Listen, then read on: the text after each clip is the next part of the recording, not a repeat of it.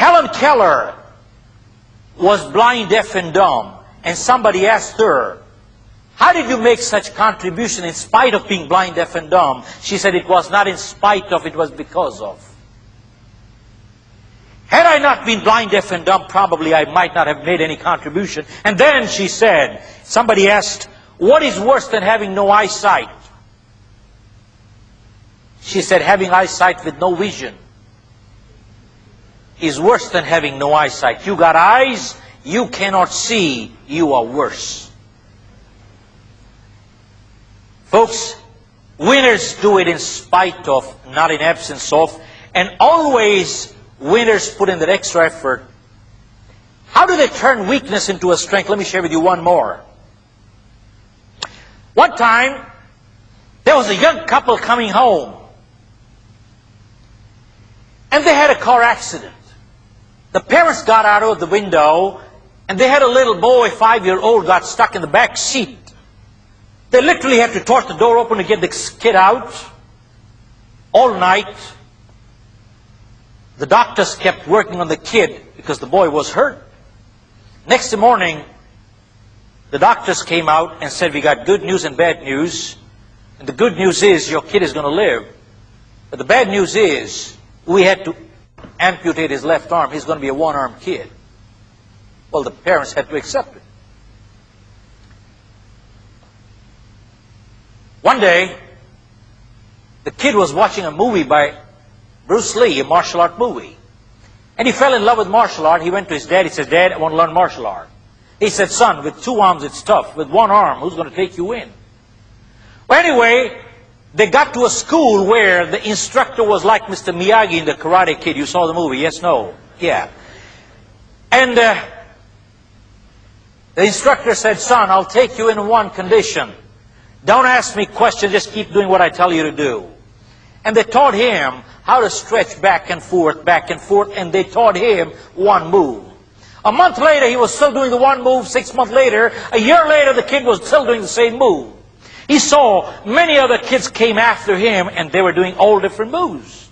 So he couldn't hold himself, went to the teacher and said, Sensei, that's what they call it in Japanese. He said, Sensei, I've been here over a year. How come I'm learning this? I'm doing the same one move. And these kids been here a month, 2 months, they're learning, doing all different moves. And teacher reminded him of his promise. Remember, don't ask me questions, keep doing what I tell you. And he said, son, I know you are learning only one move, but I'll tell you what, in life, you'll never need a second one. One day the kid came for practice, and the teacher said, son, you are representing the school at the tournament. He said, what? He said, just be there, don't ask questions. Well, the day came. It was the quarterfinals, it was a big fight, but somehow this kid got the opponent same one only knew, and he won. He couldn't understand what was going on. Well, now it was the semifinals. It was a bigger opponent, bigger fight. But somehow he got the opponent, same one, only knew, and he won the second time. Couldn't understand what was going on. Now it was the finals, and this opponent was brutal. At some point he came, and he piked this kid in his ribs, broke 3.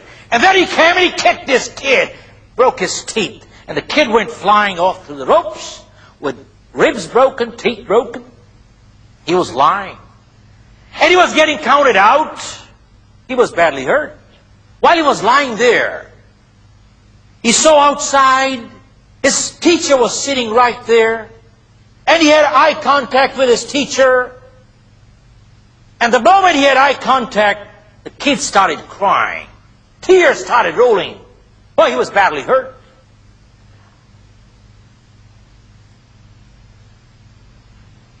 But teacher said, son, you know what to do. Before the kid got counted out, he got up one more time, went right back, and somehow got the opponent, same one only knew, and he won. Boy, it became history. One-armed kid became the champion. His parents were there. They said, son, we're very proud of you. Now let's go home. You do need medical assistance right away. He said, no, you go home. Today, my teacher will take me home, and he has to answer questions. as the teacher was driving the kid back home, he said, Sensei, tell me, did I win or did they take pity on me because I'm a one-armed kid that gave me the title? He said, son, this is martial art. Nobody gives anything to anybody in life. He said, son, and he said, Sensei, then I don't understand. I with one arm became the champion, and how come these people with two arms could not become champions? And teacher said, son, when I started teaching martial art, there's something I never told you.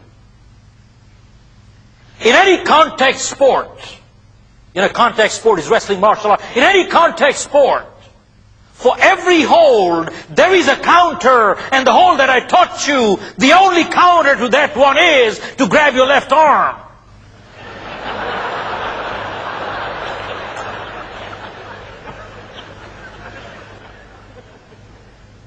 And you got none. Your greatest weakness in life will become your greatest. Folks, winners recognize their limitations but focus on their strength.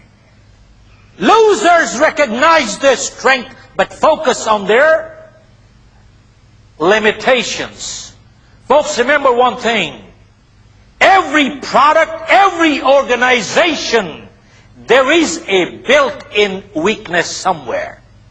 Every product, every company has a built-in weakness somewhere. We need to learn how to turn a weakness into a strength.